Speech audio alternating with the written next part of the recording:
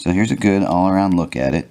First thing I want to point out is that we are using kind of some special axle and wheel pieces here on the bottom, but it will look just fine with the regular tires. In fact, you can even put the street-sized axle pieces on and have yourself a street truck.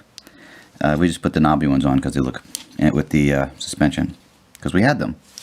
So let's get started. Okay, first I want to give you a look at this chassis before I show you how it's built, so you can kind of see how it goes together. It is not a normal Lego chassis. It's kind of this weird combination of pieces, and actually, like this, it's fairly flimsy, but it will get stronger as the structure of the truck is added.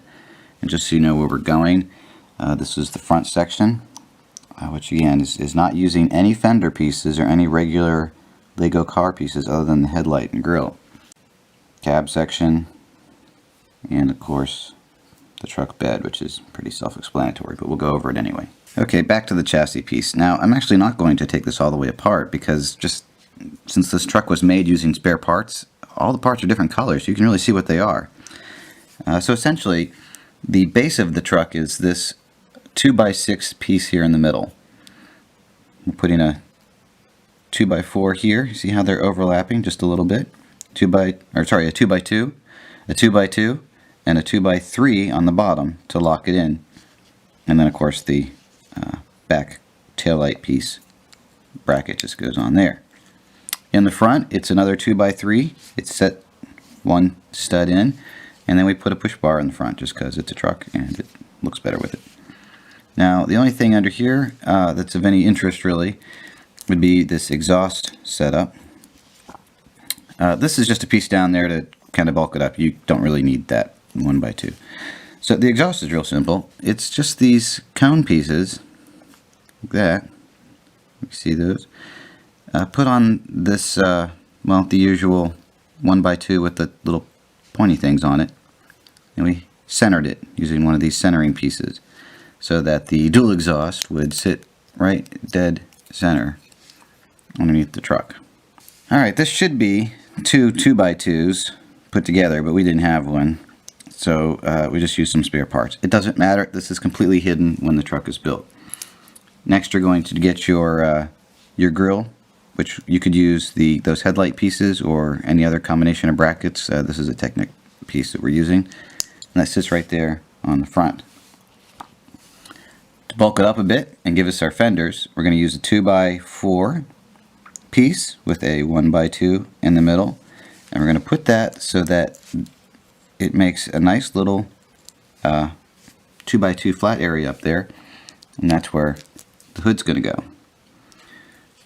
Now, the headlights on this are actually hung off the truck, so we're going to take a 1x3 and put it on top of that fender bit, and another 1x3 and put it on top of the other one, and the headlights hang underneath, just like that. They're actually not supported underneath, which is kind of unusual. Usually in Legos you're building up, but in this case those headlight pieces are hanging down.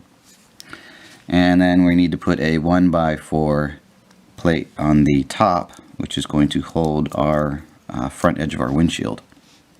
So while we have this here, let's go ahead and put that on the chassis, and it just fits into that little notch that we left for it, just like that. Okay, good.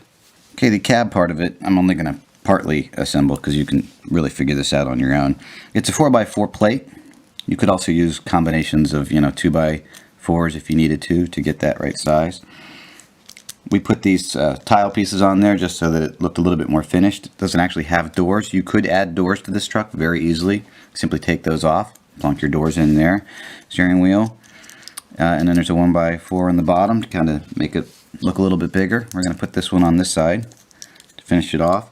Again, if you had doors, you could put them on there instead, but we're going to use these 1x1 bricks just to give the windshield proper support that it needs.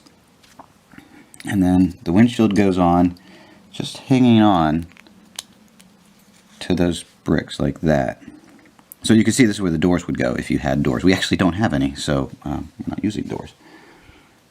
And then if we come back to our chassis piece, it just drops in just like that, as you would expect.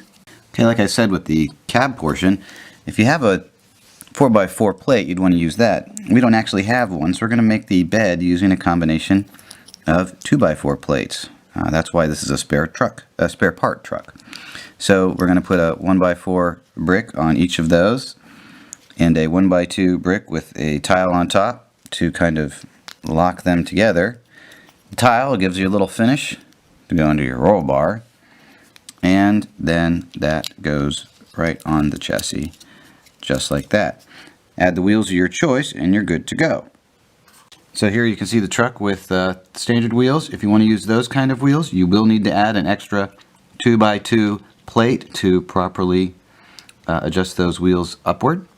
And if you want to use it as like a street truck or like kind of a small Jeep, you'll want to actually take off those 2x3 plates that we put on earlier. It might be easier to take them off so the truck holds together, but you know, it looks okay, like a little resort kind of Jeepster.